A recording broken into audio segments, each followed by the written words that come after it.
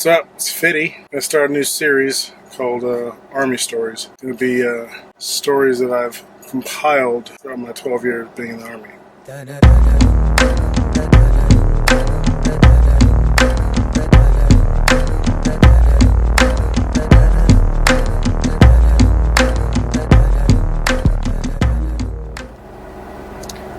Should probably start at the beginning, right? Well, graduated high school in '99, and I've always wanted to be a pilot my whole entire life. And I thought that I was going to go in the Air Force and I was going to be a pilot, a jet pilot. I don't know about you, but the big pusher for me was, all the fighter pilot '90s movies. Yeah, there's Top Gun, but there's one that I like even better, and that was the Iron Eagle. It's where Doug Masters and Chappie. Doug, I ain't gonna make it. Chappie!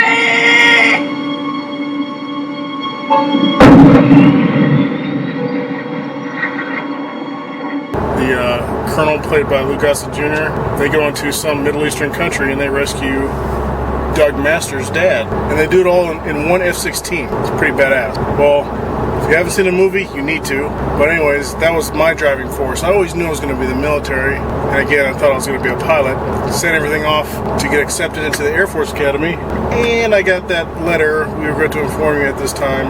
Kind of like Doug Masters, did in Iron Eagle. Maybe a week after I got that letter, I get a phone call. And on the other line is Sergeant James of the U.S. Army, recruiter.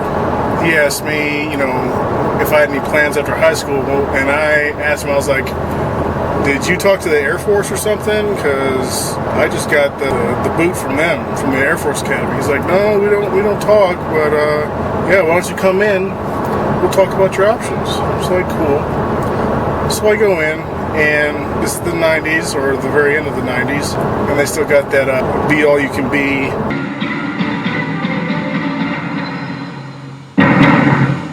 Go see the world, go have fun. Probably the same today, but I don't know. Now it's Army Strong or something. Anyways, we go through it. He's like, what do you want to do? I'm like, I want to fly. I want to be a pilot. He's like, great. Do you have a 4-year degree? Are you a college graduate? And I'm like, dude, I'm about to graduate high school. Why are you talking this? I'm not a college graduate. He's like, oh, well, that's because pilots in the Army all pilots have to have a bachelor's degree at least, because they're officers. Well, after he shot my dreams down of not being a pilot, he gave me all these books to read, about the Army and the rank structure and everything. And I went and read them, and went through all the enlisted, got to the warrant officer ranks, and it said highly skilled, mostly pilots. And I'm like, he said, these commissioned officers have to have a 4-year degree, but it said these warrant officers don't have to have a 4-year degree, so let me go ask him. So next time when I talk to him, he's like, oh, okay, well, warrant officers, you have to be in the Army for at least 3 years, be a PFC, and then you can put in your warrant officer packet. He said the best thing for you to go the warrant officer route would be to become an aircraft mechanic, know the aircraft, know some pilots, and then put in for my warrant officer packet. And wanting to be a fighter pilot, I wanted the next best thing, seeing as it was the Army, or so I thought, that would be Apache pilot, right? Got all the guns, attack helicopter. Well, I go through the whole, enlistment process thinking I'm going to be an Apache mechanic, and I'm going to, put in my warrant officer packet to be an Apache pilot. Then I get to the part where everybody in the armed service, no matter what your branch, you go through it, MEPS, right? Get to MEPS, and first up is the ASVAB test. I was kind of nervous at first, but I got into it, I'm like, shit's a piece of cake. And it is, unless you're stupid. Then you got your physical, right? They strip you down to your boxers, and you got to do a duck walk across the room to make sure there's nothing wrong with your joints or your bones or whatever. They're looking at posture, I think. And then you get to the actual physical part where you see a doctor. And my doctor was an old woman. It gets to the part where it's, turn your head and cough. She grabbed him, I turned my head and I coughed. And I was like, okay, I just had an old lady grab my balls. then it gets worse. And she's like, turn around. I turn around. I go to pick up my pants and put them back on. She's like, no, leave them down. I'm like, what? Then she tells me to bend over, and I'm like, wait, what's going on? So, I reluctantly bend over, and then she tells me to spread my cheeks. I'm like, whoa. Why do I need to spread my cheeks? She's like, I need to check for hemorrhoids. I'm like, I can tell you right now, I ain't got none. She's like, I still need to check. So I did a little bit. She's like, I couldn't see. And I'm like, are you kidding me right now? You really want to look at my butthole? She's like, I'm sorry, I have to check it. I'm like, whatever. So I spread that shit open, and she got a good gander at it. Checked off I didn't have any hemorrhoids, But you would think that was my worst thing through the whole MEPS thing part, right? No. I have what's known as, or I had, a shy bladder, right? That means anyone close to me, anyone looking at me, I'm not going to be able to pee. So I'm sitting there at MEPS and we have a urinalysis. Make sure you get no drugs in your system, right?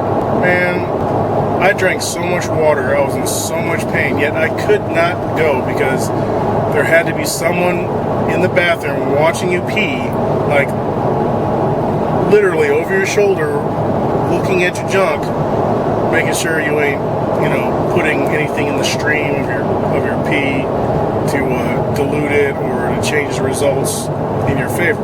So I couldn't go this whole time. I'm in pain. You guys are laughing at me. One by one. After they go and piss, they go over with the recruiter and figure out what job they're going to be. And then that's pretty much it until the day before you leave for basic training. So I'm sitting there and I'm watching everyone going to piss and leaving, going to pick out their job and leave for the day. And oh, by the way, I don't know what pull the Marines have, but every hot chick that joined that day was joining the Marines. So I'm sitting there waiting. Everyone is gone but me. I'm the only one there that hasn't pissed yet. I mean, the guy, I try and go, I'm pushing on my bladder, nothing's working. The guy's running water for me. He's not looking over my shoulder anymore, but he's in the room. And I'm like, oh my God, I'm in pain. And everyone is getting mad at me because I'm holding up their duty day. Like, nobody can leave. Army, Navy, Air Force, they're all stuck there until I'm done. So finally, we go into the bathroom, and this guy was like, you know what? I'm sick of this. Let me just step out for a second. He steps out for a second. The cup was filled, and I just kept going, right? So finally, I'm done. I go to pick out my job, and I want to be an Apache mechanic because I want to fly an Apache, right?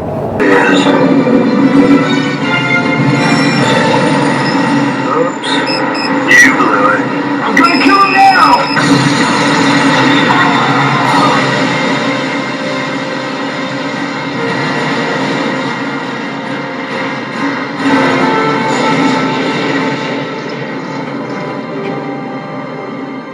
That was for dogs. They type it in, so there was no slots available, and I wanted to be a Apache mechanic. So I'm like, well, I guess we're done here. I get up to go. They're like, wait. You're going to spend this amount of time, this whole day, to just get up and walk out because they didn't have the exact job you wanted? Well, why don't you be a mechanic on another aircraft? I'm like, well, because I want to be an Apache pilot. And the guy's like, well, hey, I got this, you can be a Chinook mechanic. I mean, the flying Twinkie? I'm like, I'm not flying in that thing. And I don't want to work on that thing either. He's like, okay, well, how about a Kiowa? I'm like, no. It just doesn't appeal to me, I want that attack helicopter. And then he says, well, how about a Black Hawk? I'm like, Black Hawk? It's like, that's just a glorified taxi cab, right? And then a guy a couple cubicles over, he raises up, he looks over, and he's like, hey, Black Hawk mechanics are also the crew chiefs, right? I'm like, what, crew chiefs? He's like, yeah, you actually fly with the helicopter. I'm like, huh? He's like, yeah, you fly in the back behind the pilots and you make sure they're not going to fly into anything, and you're also the door gunner. You're in charge of all the passengers in the back. You tell them what to do, and you have that gun in the back, machine gun. I'm like, really? He's like, yeah. I'm like, that sounds pretty cool. I'm like, they don't have that on Apaches, huh? He's like, nope. I was like, Kiowas? Nope. Chinooks?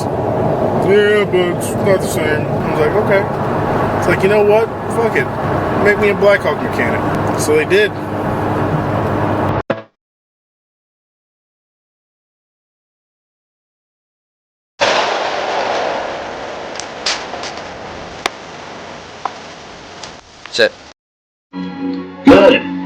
You decided, didn't you? All right. First thing you gotta do is convince yourself that nothing can stop you. You gotta believe that plane you're in is like a suit of armor, like an iron eagle that nothing can penetrate.